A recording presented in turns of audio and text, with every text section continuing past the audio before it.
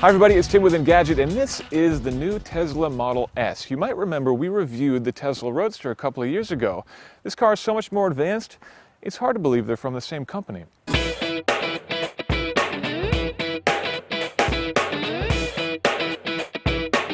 As you can see, it's a much bigger car than the Tesla Roadster. It's got this beautiful new body that looks a little bit like an Aston Martin or a Maserati perhaps, but it's built upon a chassis that was designed from day one to be a pure electric vehicle. The battery pack is in the floor of the car, so it keeps the weight of those batteries down low. The electric motor is situated between the rear wheels for great weight distribution.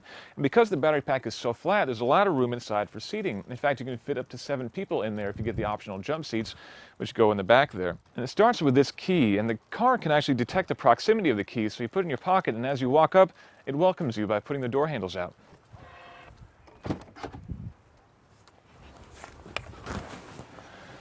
Now, the interior in the Tesla Roadster was Spartan at best. In here, it's very nice. In fact, it's almost up to BMW or Mercedes levels, but not quite. We've got nice leather on the dash and some nice wood insets, and overall things are pretty comfortable, but they're not quite to the same level as luxury manufacturers. The headliner at Alcantara is nice, but the stitching is a little bit rough.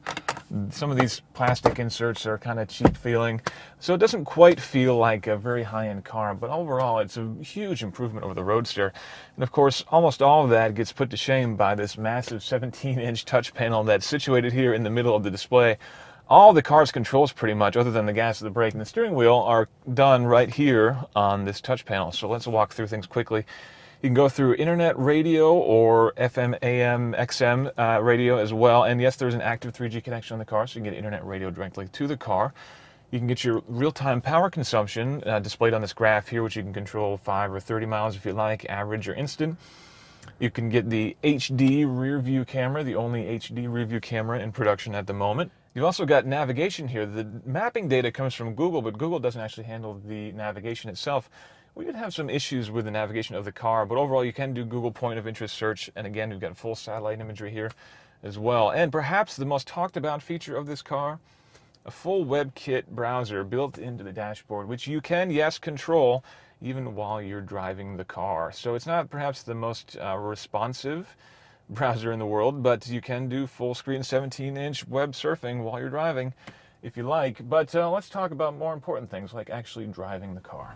So we're on the highway now, cruising in the Model S, and the first thing you notice is, of course, that there's not a lot to notice from an audio standpoint. It is, of course, a very quiet car. We're talking about a pure EV here. There's no hybrid motor to be humming away or anything like that, so it's very quiet. But even going beyond the fact that there's no internal combustion engine, Tesla's done a lot of engineering to make this car as quiet as possible. There's a lot of sound insulation in the wheel wells, and the aerodynamics of the car are such that it makes hardly any noise at all. We're going about 50 miles an hour on the highway now. Have a conversation very easily, or you can enjoy this 7.1 surround system that they put in here too. Now, the driving dynamics of the car are a little bit complicated to explain. This is a very heavy car, 4,600 pounds, which definitely puts it at the top of its weight class by a long shot. But again, because the battery pack is mounted so low, it actually handles very well for a car of this weight.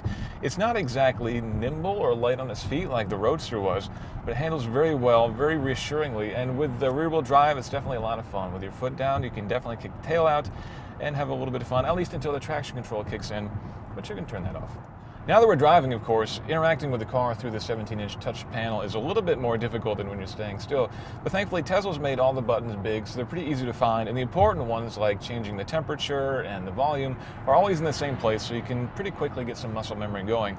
But there's another problem with this thing, and that's glare. This is a fairly glossy panel, and as we've got the sunroof here, at times the sun will shine through, reflect off of there, and go right in your eyes, and there's no way to block it out.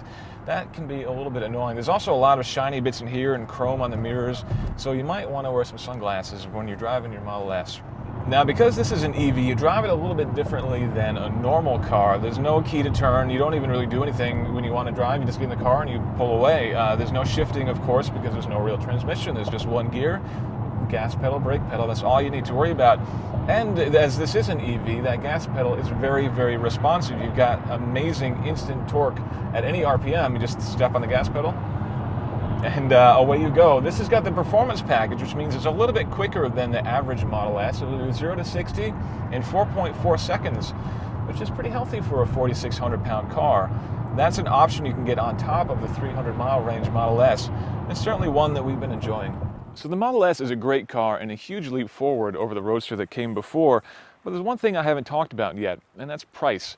This car, as configured, is a little over $100,000. Sure, you can get a Model S for just a little bit over $60,000 if you don't get any options and if you go with the smallest battery pack, but really you're probably going to want the performance package, and that means you're going to be looking at $90,000 minimum.